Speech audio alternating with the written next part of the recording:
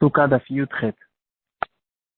Aujourd'hui, on va prendre Bezrat Hashem la halakha qui concerne la souka la plus petite, la taille minimale de la souka. Quand on va le retrouver dans la Gemara, on va voir quelques exemples des halakhot qu'il faut connaître parce qu'elles peuvent arriver. Donc, la taille minimale de la hauteur, c'est 10 tfachim. On va pas parler de ça aujourd'hui parce que, en général, c'est pas quelque chose qui arrive. On peut construire une souka à une certaine hauteur. Par contre, des fois, on est obligé de construire des soukot très petites dans des balcons. Donc, on va essayer de résumer ces halakhot. Donc, la Gemara, elle va dire que la plus petite souka, d'après la halakha, sera 7 fachim sur 7 fachim. C'est la taille où on peut faire entrer une personne, Rocho Verubo, la majorité d'une personne, plus une table qui fait un tefar, c'est une toute petite table. Et de cette manière-là, on peut déjà considérer une souka qui est quelque chose d'habitable.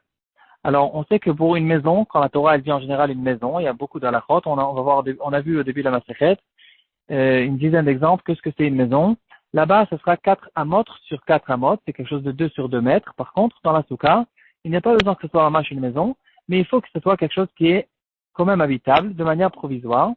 Et là, on retrouvera cette mesure de 7 sur 7 fachim, d'après les mesures d'aujourd'hui. Donc, d'après ce qu'on appelle le shiur du Chazonish, ce sera 70 sur 70 cm. D'après la mesure de Rapraïmae, un tefar, c'est 8 cm. Donc, 8 fois 7, on retrouve 56 cm. Sur 56 cm, c'est la souka la plus petite. Et c'est que à partir de cette taille-là où on peut faire une souka. Maintenant, si j'ai un balcon qui est long, ça peut être quelque chose qui peut arriver. J'ai un balcon par exemple qui fait 2 mètres ou 3 mètres de long, et par contre il est très très étroit. Alors, s'il ne fait pas cette taille de 7 fachim de large, quand même, il ne sera pas kasher parce que c'est quelque chose qui est inhabitable, même s'il est long. On ne peut pas dire que puisqu'il est long, alors on peut me donner une réduction en ce qui concerne la largeur. C'est non, le minimum c'est quand même 7 fachim. Par contre, on va voir dans la Gemara qu'il n'y a pas besoin que tous les 7 fachim soient cachers pour la souka.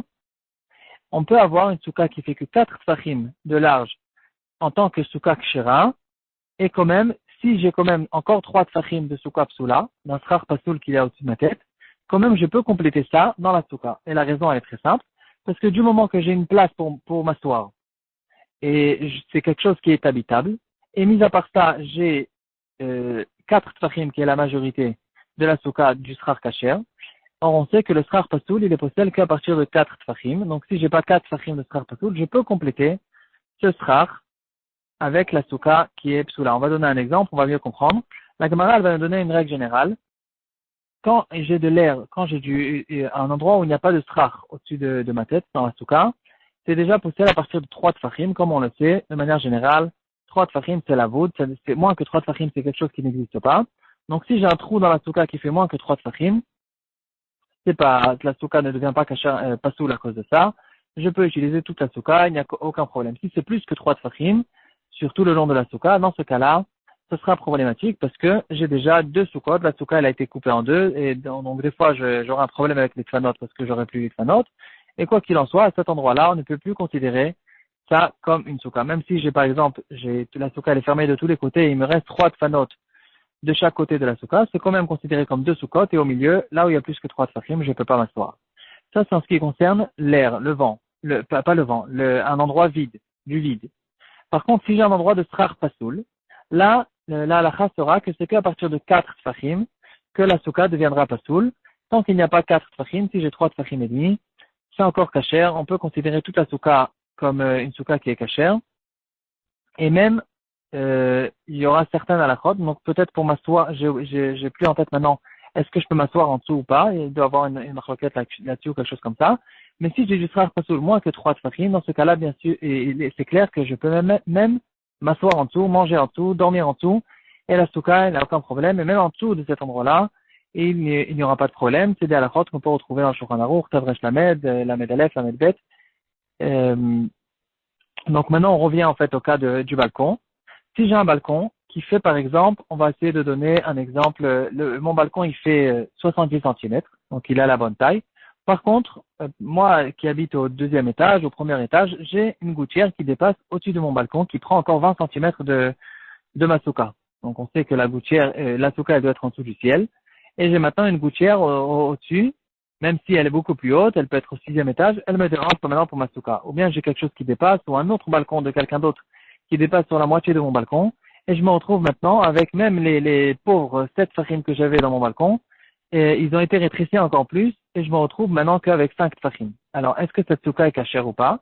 Ou bien, autre exemple qui peut arriver, la même chose, c'est la même chose pour un halakha, mais juste pour s'imaginer, j'ai une souka, j'ai un balcon que si je mesure que le balcon, je me retrouve qu'avec 5 tfachim. Par contre, des fois, il y a des baies vitrées, des grandes vitres comme ça pour entrer dans le balcon, et à cet endroit-là, il y a encore une entrée de 20 centimètres, ça peut me faire gagner encore 2 tfachim, et dans ce cas-là, je peux compléter mes 7 tfachim, et cet endroit-là où il y a la vitre, c'est un endroit qui est recouvert, avec du béton, avec un mur, et quand même, je peux compléter cet endroit-là, ou je peux compléter l'endroit de la gouttière, et comme si qu'elle n'existe pas, puisque cette gouttière fait que 20 centimètres dans cet exemple, et donc j'utilise les 5 tfachim qui sont cachers dans la souka, je rajoute encore les 2 tfachim qui ne sont pas cachers, et maintenant ma souka fait 7 centimètres et elle est cachère, je peux même manger et dormir en dessous de cet endroit-là, en dessous du balcon qui dépasse au-dessus de ma tête.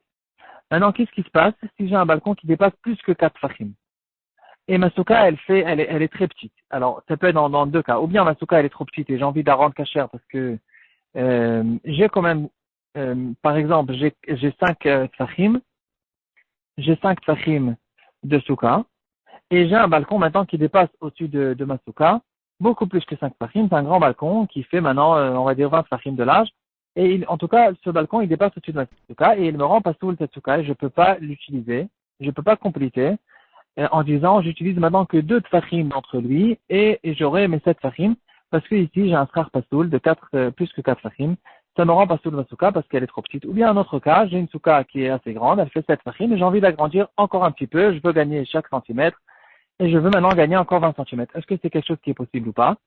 Alors, puisque normalement, si cette gouttière ou ce balcon, ou si des fois en Israël par exemple, il y a le moteur de la clim aussi, c'est quelque chose qui peut faire des problèmes. Il se trouve au-dessus de ma souka et il dépasse maintenant 30 ou 40 centimètres. Est-ce que il y a une possibilité de rendre cette souka cachère ou pas? Alors, on va essayer d'expliquer. Il y a une possibilité de faire entrer dans ma souka que 20 centimètres ou moins que 3 tfachim de cette chose-là qui est pas soul, et le reste de le sortir de la souka. Comment je fais ça? Alors, la possibilité la plus simple, c'est de faire un mur.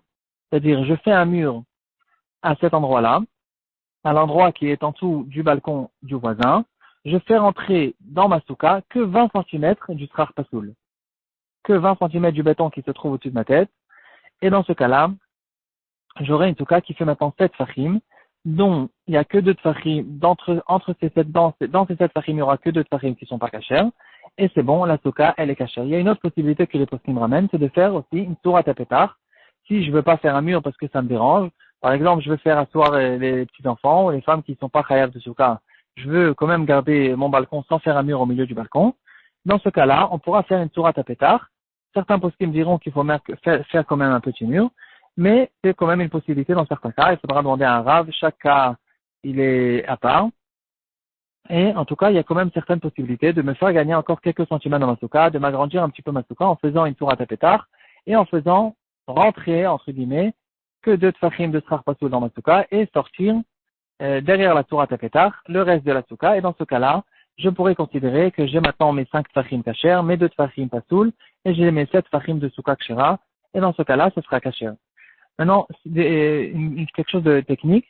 Comment est-ce que je peux savoir quelque chose qui est au-dessus de ma tête? Je veux savoir où est-ce qu'il est par rapport à moi. Par exemple, j'ai une gouttière qui se trouve au 6e étage. J'ai aucune possibilité maintenant de mesurer la gouttière.